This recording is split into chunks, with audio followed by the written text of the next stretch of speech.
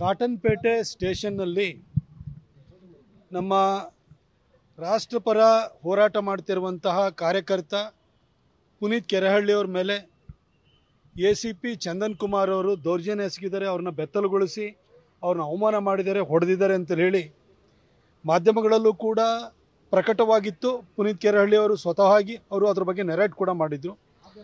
ಈ ಒಂದು ದೌರ್ಜನ್ಯವನ್ನು ಖಂಡಿಸಿ ಚಂದನ್ ಅವರ ವಿರುದ್ಧ ಕ್ರಮ ಕೈಗೊಳ್ಳಬೇಕು, ಎನ್ಕ್ವೈರಿ ಮಾಡಬೇಕು ಅಂತ ಹೇಳಿ ಸ್ವತಃ ವಿಕ್ಟಿಮ್ ಆಗಿರುವಂತಹ ಪುನೀತ್ ಕೆರೆಹಳ್ಳಿಯವರನ್ನ ನಾನು ಮತ್ತು ನಮ್ಮ ಬೆಳ್ತಂಗಡಿಯ ಶಾಸಕರು ಮತ್ತು ಯುವ ನಾಯಕರಾಗಿರುವಂಥ ಹರೀಶ್ ಪುಂಜ ಅವ್ರನ್ನ, ನಮ್ಮ ಅಡ್ವೊಕೇಟು ಹರ್ಷ ಮುತಾಲಿಕರನ್ನ ಕರ್ಕೊಂಡು ಒಟ್ಟಿಗೆ ನಾವು ಬಂದು ಅಲ್ಲಿ DCP ಆಫೀಸ್ ಕೂಡ ಹೋಗಿದ್ದು ಬಸವೇಶ್ವರ ನಗರದಲ್ಲಿ.